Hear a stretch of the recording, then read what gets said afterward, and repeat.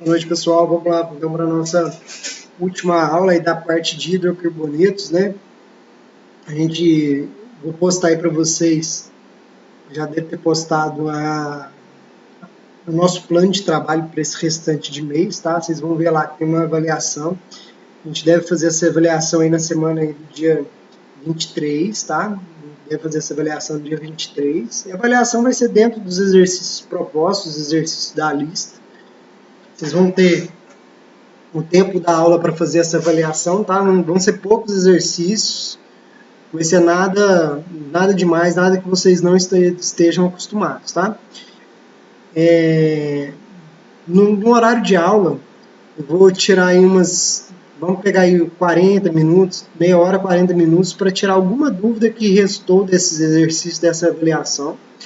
Vocês têm aí a pontuação da nossa lista, da primeira lista que eu postei. Eu vou postar uma segunda parte com mais exercícios para vocês fazerem, tá? Então vamos lá começar aqui hoje as nossas reações que a gente já viu, as dos dienos, né? Vai ficar esse exercício aqui como parte da lista para vocês fazerem, tá? A parte dos dienos, dessa nova parte aí da lista que vale mais 5 pontos. Então, eu já tenho os 10 pontos da lista, mais 5 pontos desses novos exercícios. Que é o seguinte, né, gente? Reações de alcanos. A gente viu até agora que uma reação de alcenos, o que dava reatividade para aqueles compostos eram os elétrons π. Em um composto que é classificado como alcano, a gente só tem ligações sigmas, que são ligações muito fortes, ligações muito difíceis de ser quebradas, né? Então, é um composto que é baixo, né? A reatividade dele é baixa, então a gente vai estudar poucas reações de hidrocarboneto. Aliás, a gente vai estudar mesmo um tipo só de reação. Vocês já conhecem uma, que é se a gente for colocar a principal reação de alcanos, é a reação, né, de combustão, a gente vai ver ela. Então tá aqui, né, a baixa reatividade desse composto a gente pode explicar, porque só tem ligação sigma, que é uma ligação muito forte, e não tem deslocalização de carga, porque a diferença de eletronegatividade entre carbono e hidrogênio, a gente desconsidera essa diferença de eletronegatividade, né? Então, não é uma molécula que não tem cargas parciais. Então, a reação que a gente sabe, uma reação tranquila de estudar de hidrocarboneto, qualquer molécula orgânica, aliás, né? São as reações de combustão, a reação comum a todas. E no caso do hidrocarboneto, por exemplo, desse hidrocarboneto que eu dei aqui como exemplo, para a gente saber a fórmula dele, basta a gente contar os carbonos, né? 1, 2, 3, 4, 5, 6, 7, 8, 9, 10 carbonos. Um composto com 10 carbonos, ele tem 22 hidrogênios, se for um alcano, né? E aí a reação de combustão, como que a gente faz uma reação de combustão? O composto orgânico com oxigênio, dando CO2 e água, uma reação de combustão completa, lógico, né? E aí o único trabalho que a gente tem para fazer o estudo desse tipo de reação é fazer o balanceamento. A gente parte da molécula mais complexa aqui, no caso que é o carbono, né? Balancear o carbono, depois vai balanceando os átomos sequentes. Então, tá aqui o jeito que fica o balanceamento dessa reação. Na verdade, aqui, ó, como que a gente começa balanceando? Só para a gente lembrar. 10 carbonos, eu vou começar da molécula mais complexa, que é essa. Vou imaginar que tem o número 1 aqui.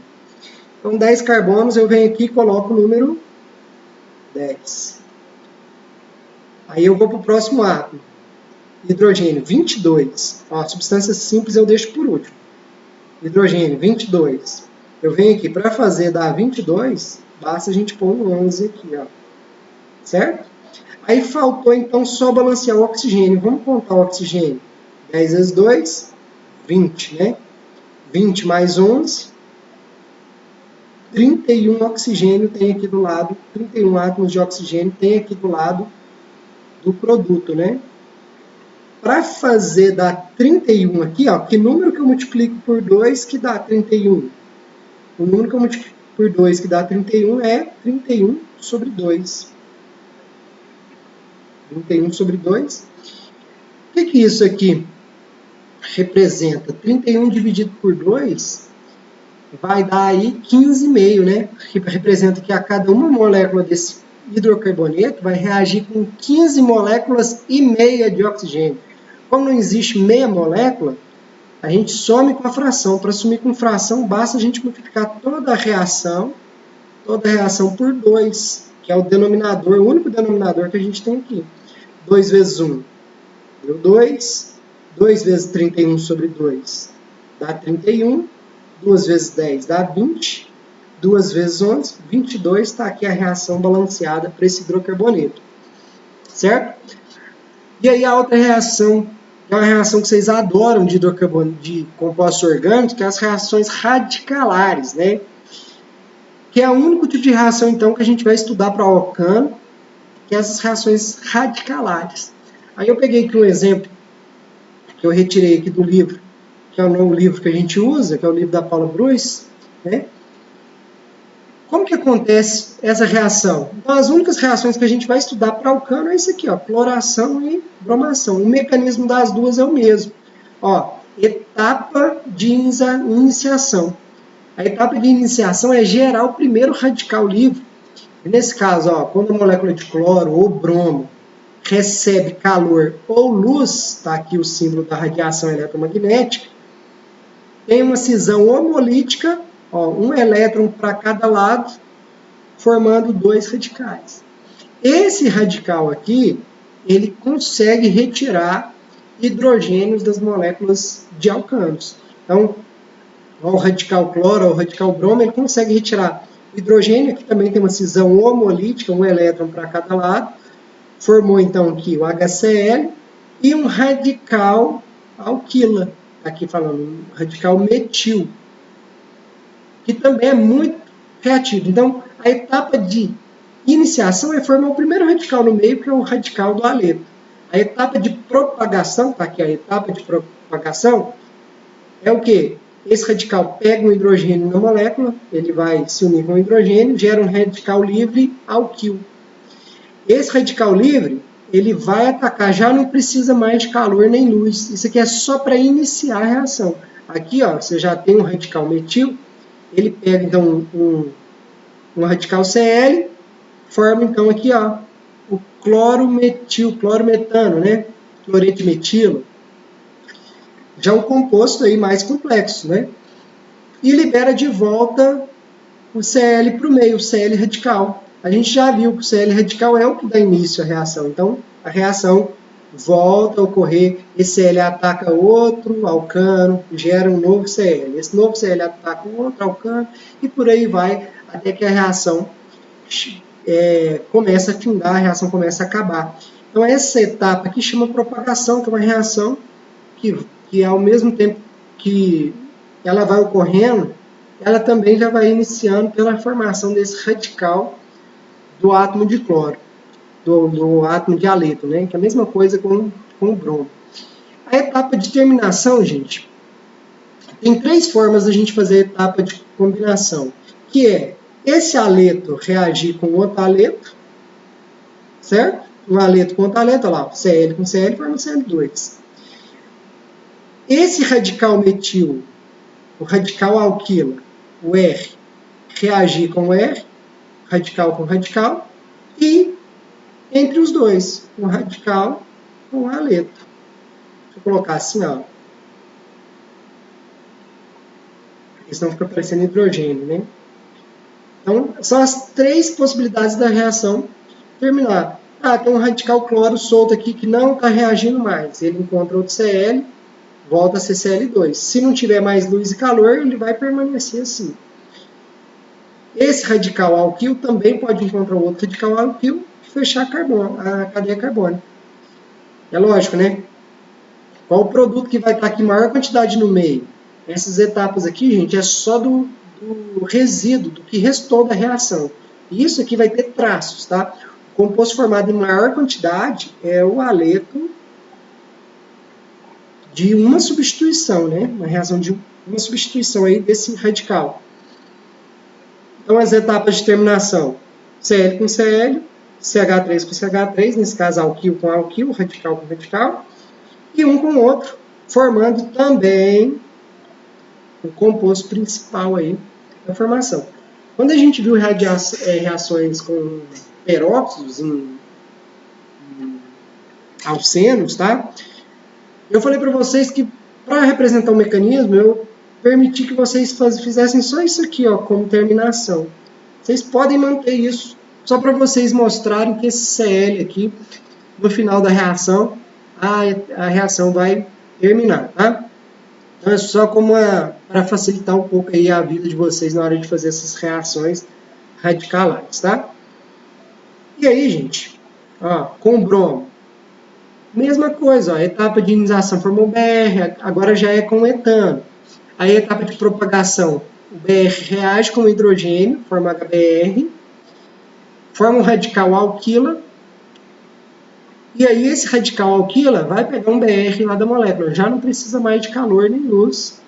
Pega esse BR, gera novamente esse radical reage com outro alcano, forma o aleto de alquila, libera um novo radical, essa parte aqui da propagação, e a terminação também da mesma forma, tá?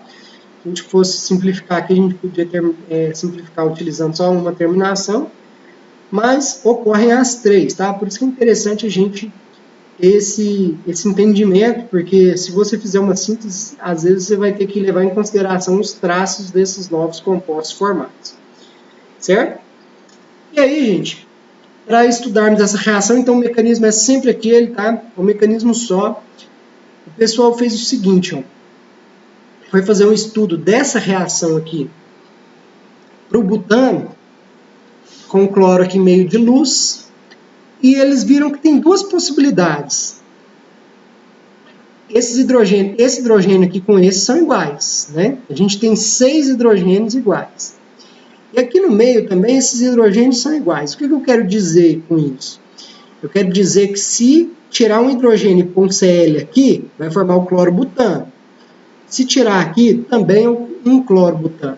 Aí se tirar nesse meio aqui, aí já forma um diferente, 2-cloro-butano, que é 2-cloro-butano. Se tirar desse, também forma 2-cloro-butano. Então tem duas possibilidades de formação nessa reação.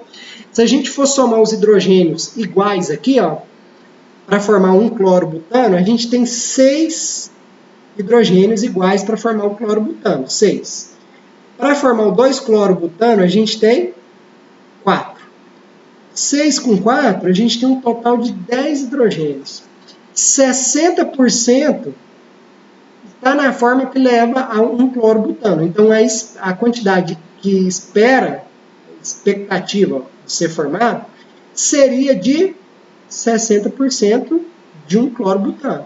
E o 2-cloro-butano, que tem 4 carbonos, ele corresponde a 40% de 10, então a expectativa de formação seria 40% desse composto aqui. Isso seria uma expectativa baseada simplesmente na quantidade de hidrogênio.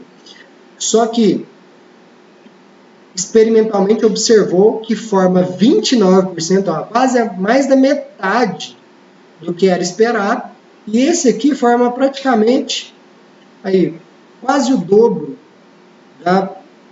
do que se esperava de ser formado. É porque, gente, um tipo de reação dessa não depende somente da quantidade de hidrogênio. Depende também da quantidade de hidrogênio, como a gente vai ver daqui para frente. Mas depende também da estabilidade do intermediário. Não sei se vocês lembram, lá da nossa curvinha lá de energia livre,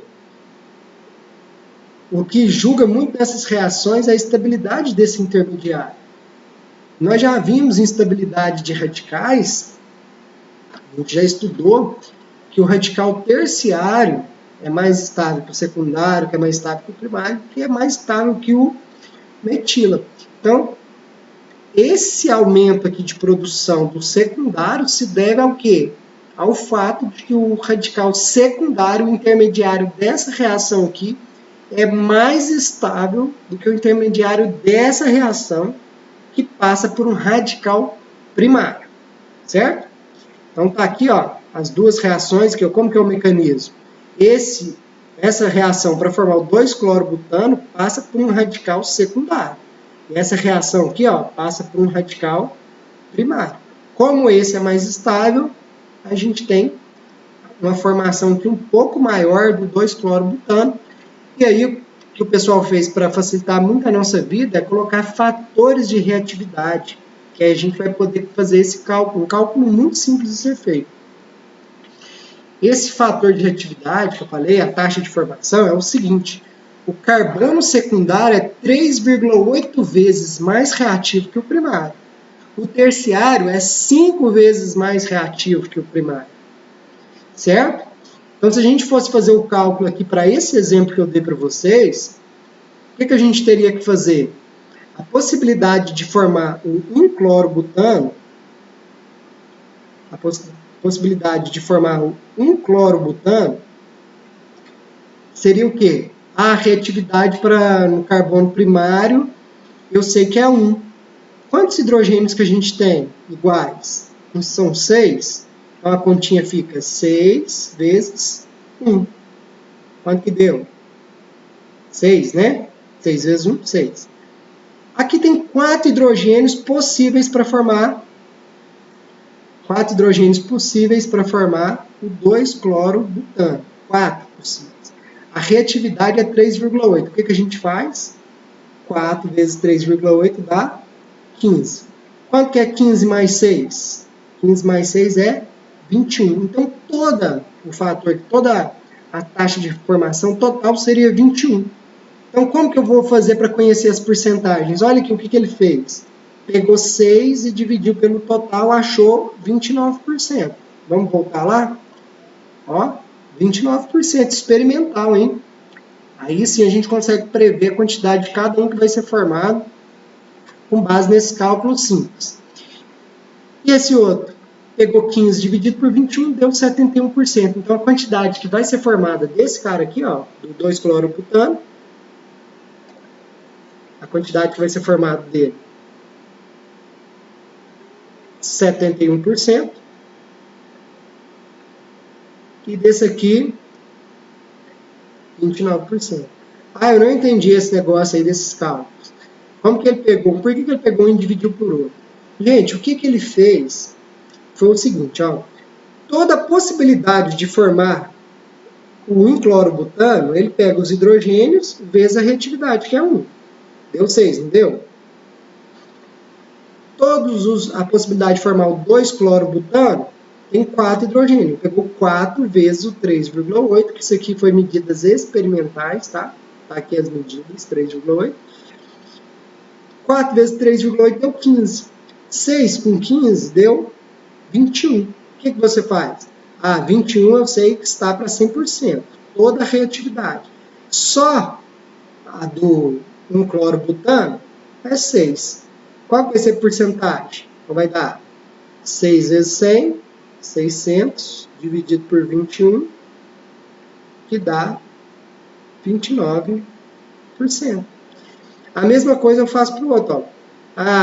Só tem a possibilidade de formar 2. Se esse formou 29%, o restante para dar 100% é 71%. Então, vai ser 71% desse cara aqui que vai ser formado. Então, o que eu quero que vocês vejam aqui é o seguinte, ó.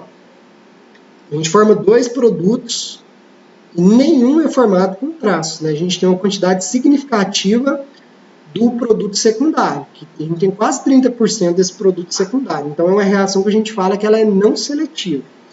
Vai ficar mais claro se a gente observar esse exemplo aqui, ó. Olha só esse composto. Composto grande, né? O hidrocarboneto aí que a gente tem. 1, 2, 3, 4, 5, 6, 9 carbonos, né? 2, 3, 4, 5, 6, 9 carbonos. 3 grupos metil, 6 na cadeia principal. A possibilidade de formação de compostos aqui, ó, tem 1, 2, 3, 4, 5 possibilidades. A primeira possibilidade é se o cloro entrar nesse carbono, nesse ou nesse. Todas essas possibilidades iam formar esse composto. Se entrar, esse aqui não tem hidrogênio. Se entrar nesse daqui, formaria esse. Se entrar nesse outro carbono, esse daqui. Certo? Se entrar nesse carbono, formaria esse outro composto.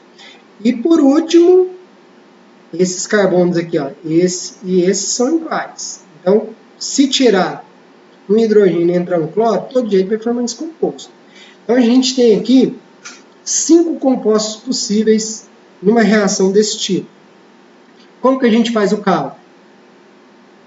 Nessa primeira situação aqui, a gente tem 9 hidrogênios. A reatividade para carbono primário, a reatividade é 1. Então, são 9 hidrogênios vezes 1, deu 9. A mesma coisa eu vou fazer para os demais. Para entrar nesse outro hidrogênio, esse que já é secundário, tem 2 hidrogênios, vezes a reatividade, que é 3,8, deu 7,6. Aqui, mesma coisa, carbono secundário. Reatividade 3,8 deu 7,6 no final. Nesse outro caso aqui, a gente já tem um carbono terciário, mas a gente tem só um hidrogênio ligado a esse carbono terciário. Então, vai ser 1 vezes 5. Então, aqui a possibilidade será formar a quantidade aqui, total aqui que deu da reatividade foi de 5. Aqui a gente tem 6 hidrogênios ligados a carbonos primários. Então, como que seria? Seria 6 vezes 1. Aí, como que a gente faz? Soma todas as reatividades de cada composto, dá 35,2. 35,2 estaria para 100%, que é todos os compostos que são formados, vai dar 100%. O valor de cada composto está para X, que é a porcentagem desse que será formado. Por exemplo, para esse primeiro composto, 9 está para X. Fazendo essa conta, a gente chegaria em 25,57%. Fazendo a conta para os outros demais, a gente chegaria 21,59, 21,59, 14,22, 17,05. Uma reação que a aplicabilidade prática dela é muito ruim. Porque como que você faz uma síntese orgânica que prepara outros 4 produtos, né? E olha só a porcentagem deles, uma reação difícil de controlar, né? É difícil separar esses componentes muito parecidos. Fonte de fusão e ebulição vai ser muito semelhante, muito próximos uns dos outros. A separação vai ser bem complexa. Então, é uma reação que tem uma viabilidade prática muito ruim, tá? Se a gente for fazer o mesmo estudo para bromação, a gente já percebe um outro comportamento. Olha só, o bromo ele é mais seletivo. Ele prefere 1.600 vezes formar um produto terciário do que um primário. 82 vezes mais o secundário do que o primário. Isso que é a taxa de formação. Por exemplo, para o butano aqui, aquele mesmo exemplo que a gente viu do cloro, agora só que em vez do cloro a gente tem o bromo. Lá formava 70% do 2-cloro, né? E 30% do 1-cloro. Olha aqui a porcentagem que vai ser formada para o bromo. 2% do 1-bromo-butano e aqui 98% do 2-bromo-butano. Aqui já tem uma viabilidade prática, né? A taxa de pureza dele aqui vai ser alta, né? Ele vai estar misturado aí com uma quantidade pequena aí do bromo-butano. Certo? E agora, o trabalho que vocês têm, que eu vou passar para vocês, é o seguinte, que vai ser o exercício aí, valendo o pontinho da semana, valendo a presença também, né? Que vai ser fazer aqueles mesmos cálculos que a gente fez para o cloro, só que agora vocês vão fazer para o bromo. Eu só adiantei aqui, ó, que aquele bromo lá, entrando aqui no carbono terciário, aqui já tem um rendimento, uma porcentagem bem maior do que aquela do cloro, né? Lembrando que aqui do cloro, a porcentagem deu de 14% desse composto terciário. Por que isso? Porque o cloro ele é pouco seletivo, né? O bromo já é mais seletivo, ele prefere 1.600 vezes formar o terciário do que o primário. Então, olha aqui, ó, o terciário dele já deu 82%. O bromo é bem mais seletivo do que o cloro. Se a gente for ver o porquê disso, por que o bromo então, é bem mais seletivo?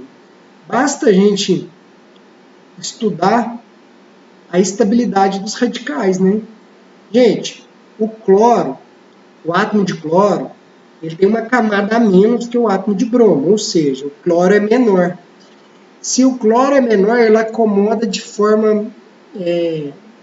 uma forma com mais dificuldade, né, ele acomoda com mais dificuldade esse elétron desemparelhado aí. Esse radical, então, é menos estável para o cloro. A consequência disso é que o cloro, como ele é menos estável, ele vai ser mais reativo. Então, ele vai reagir com o que aparecer na frente dele, sem uma distinção muito grande. O bromo não. O bromo já, por ser um átomo maior, ele acomoda melhor esse radical, né? Esse elétron desemparelhado, ele é mais estável. Então, ele vai reagir com quem ele quiser. Ele vai ter mais seletividade. O cloro não. O cloro vai reagir com o que aparecer na frente. E aí, o comunicado importante da aula aqui, para a gente entender isso de vez, é o seguinte, que chama o princípio da reatividade e seletividade, que é o seguinte: quanto mais reativo um composto é, menos seletivo ele vai ser. Por que isso? Porque ele reage com qualquer coisa que apareça, ele vai ser menos seletivo. Já se o composto tem uma baixa reatividade, é um composto estável, mais estável, ele vai ser mais seletivo, ele vai escolher com quem ele reage, certo? Então, é isso. Quanto mais reativa a espécie é, menos seletiva ela será. Beleza? E aí agora a gente juntou tudo aqui, energia, para liberar o golpe final, que é o seguinte, ó. Como a cloração não é seletiva, é uma reação útil apenas se houver um tipo de hidrogênio só na molécula. Imagina se lá no laboratório você vai fazer uma síntese por radical, aí, uma cloração por radical. Se tiver um só tipo de hidrogênio, a possibilidade é formar um composto apenas. Se tiver um outro tipo de hidrogênio, como o cloro não é seletivo, não vai ter viabilidade prática nenhuma, tá? Então, a cloração, a viabilidade prática dele é apenas se tiver somente um tipo de hidrogênio. Se tiver mais de um, não interessa para nós aí no laboratório, ok? Então, a gente encerra a aula de hoje, essa aula de hidrocarbonetos, né? As aulas da semana, então, está finalizado. A gente vai fazer, então, nossos exercícios, a lista de exercícios, e qualquer coisa, é só falar que a gente vai tirar dúvidas no horário de aula. Ok, gente? Muito obrigado, até mais. Bom fim de semana para vocês.